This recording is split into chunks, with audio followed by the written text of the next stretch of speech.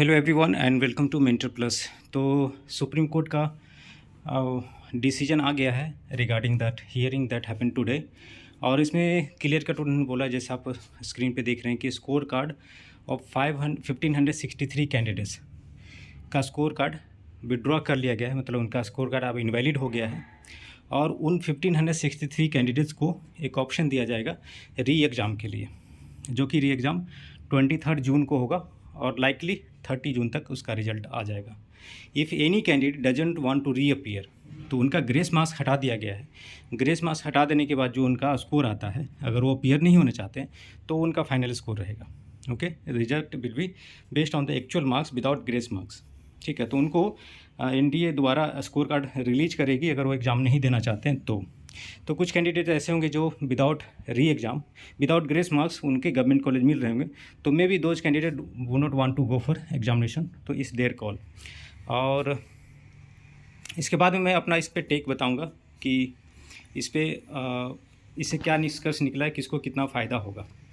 ठीक है, तो ये वही चीज़ है, grace marks given to 1563 candidates will be cancelled and they will be given retest option centres tells the supreme court. तो ये एनटीए ने सुप्रीम कोर्ट को बोला है और एनटीए ने खुद एक्सेप्ट किया कि उनकी जो कमेटी बनाई गई थी उसके अनुसार से जो ग्रेस मार्क्स दिया गया है वो प्रॉपर नहीं दिया गया था, इसलिए उन्होंने रीटेस्ट कर दिया है। अब मैं बताता हूँ कि 600 से अधिक मार्क्स लाने वाले कैंडिडेट इस बार 80,000 हैं और पिछले बार ये 29,000 थे।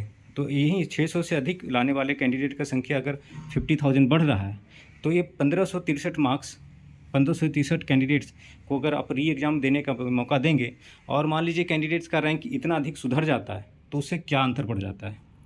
कोई अंतर नहीं पड़ रहा है।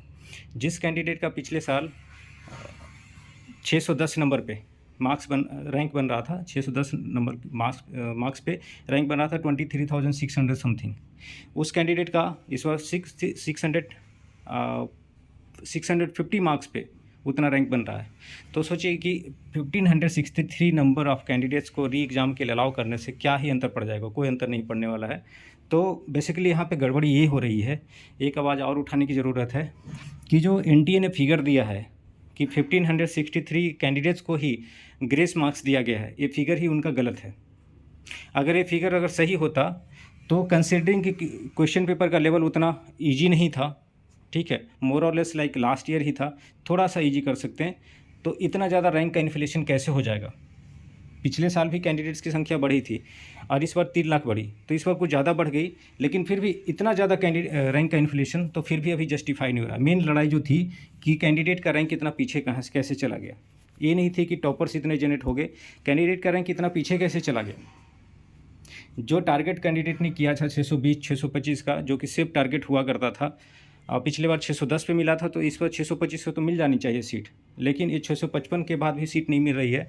और अगर आपको मैं एक्सपेक्टेड कट ऑफ अभी 655 बताया था ऑल इंडिया कोटा का जनरल कैटेगरी में, 1563 कैंडिडेट्स का अगर स्कोर 600 से नीचे या 610 से नीचे आ जाए और आपका उसके कारण से रैंक सुधर जाए तो कितना अंतर पड़ जाएगा? 2 मार्क्स का अंतर पड़ेगा, क्योंकि एक मार्क्स पे कई हज़ार का रैंक का शिफ्टिंग हो जाता है, तो 1-2 मार्क्स का अंतर पड़ जाएगा। तो क्या अंतर पड़ जा रहा है? तो बेसिकली ये जो डेटा दिया गया है एनटीए की तरफ से, उसके बेसिस पे एनटीए ने खुद ही एक्सेप्ट कर लिया कि रीटेस्ट करवाएंगे और सुप्रीम कोर्ट इस पर कुछ नहीं बोली। लेकिन ये जो डेटा है, इस डेटा को चैलेंज करने की ज़रूरत है कि ग्रेस मार्क्स आपने इतने को दिया है, ये कैसे आप बोल रहे हैं? इसका कोई प्रूफ है? पहले तो आपने छुपाया है इस न्यूज़ को कि ग्रेस मार्क्स दिया है कि नहीं दिया है। जब बोला गया, मतलब जब मुंह में उंगली की गई, तो आपने बोलना शुरू किया कि ग्रेस मार्क्स हमने दिया है, तो पहले तो हाइड कर लिए, और जब आपने बोला तो ये क्या प्रूफ है कि आपने जो बोला सही बोला? जो इंसान तथ्य को छुपा सकता है, आपकी क्या इसमें स्वार्थ है कि आप एग्ज़ाम कंडक्ट कराते हैं, उसके बाद आपकी कोई रिस्पॉन्सिबिलिटी नहीं रहती है, तो आप फैक्ट्स को छुपा के रखेंगे? तो पहले तो आपने फैक्ट्स को छुपाया कि रिजल्ट दिए, उसमें ग्रेस मार्क्स का कोई कॉलम नहीं दिए, बताया नहीं कितना ग्रेस मार्क्स दिया गया और किस बेसिस पे दिया गया। जब पूछा गया तो आपने बताया, ठीक है, लेकिन जब बताया तो उसकी क्या जस्टिफिकेशन होगी कि आपने सही कुछ बताया? क्योंकि 1563 नंबर जो है यही रॉन्ग लगता है, क्योंकि फिर भी इन्फ्लेशन बहुत ज़्यादा है रैंक का। तो अब आवाज़ उठाने की ज़रूरत इस पे है कि ये रॉन्ग जो डेटा जो है रॉन्ग है, नहीं तो क्या होगा? कुछ होगा नहीं, इतना हल्ला करने से दोबारा एग्ज़ाम होंगे इनके और आपका रैंक वहीं को वहीं बैठा रह जाएगा। स्थिति में कोई परिवर्तन नहीं होगा। हो सकता है कि 67 टॉपर्स जो थे वो टॉपर्स की संख्या कम हो जाएगी, लेकिन उससे क्या होगा, उनको फिर भी सीट मिलेगी कोई ना कोई गवर्नमेंट कॉलेज। कुछ मार्क्स कम जाएंगे तो, या बहुत ज़्यादा ग्रेस मार्क्स दिया गया होगा तो उनको सीट नहीं मिलेंगे। लेकिन ये जो लार्ज अमाउंट ऑफ कैंडिडेट्स हैं जिनका स्कोर 620 से लेकर के ज़्यादा है, 620 से लेकर 655 तक, वो लोग जो एक्सपेक्ट कर रहे थे गवर्नमेंट कॉलेज में सीट, उनके एक्सपेक्टेशन में अब क्या चेंज आ जाएगी? क्या उनको सीट मिल जाएगा? और उनको अभी भी सीट नहीं मिलेगा, तो उनके लिए तो ये न्याय हुआ नहीं। ठीक है, तो बातों को सही तरीके से रखने की ज़रूरत है। ठीक है, ये 1563 कैंडिडेट्स को ग्रेस मार्क्स मिले थे, इसका क्या प्रूफ है? बाकी कैंडिडेट्स को नहीं मिला, इसका क्या प्रूफ है?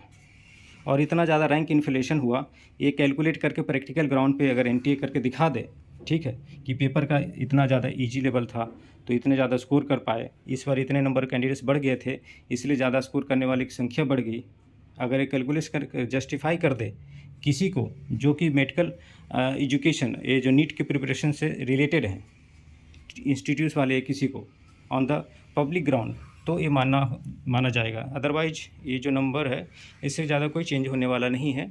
और होगी क्या, अब 23 जून को एग्ज़ाम होगा ऑन शॉर्ट नोटिस, फिर उसके बाद एग्ज़ाम तक वेट करेंगे बाकी कैंडिडेट, रिजल्ट आएगा तो उस रिजल्ट के बेसिस पे आगे काउंसलिंग बढ़ेगी, लेकिन आपका जो रैंक बनेगा वही रह जाएगा, तो ये नंबर ही गलत है।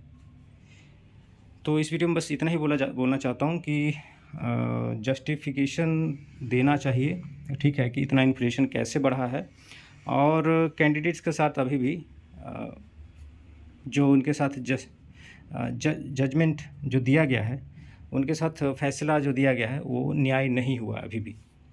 ठीक है, आप इसको थोड़ा समझ करके देखिए जो मैंने बताया। Thanks for watching, have a nice day.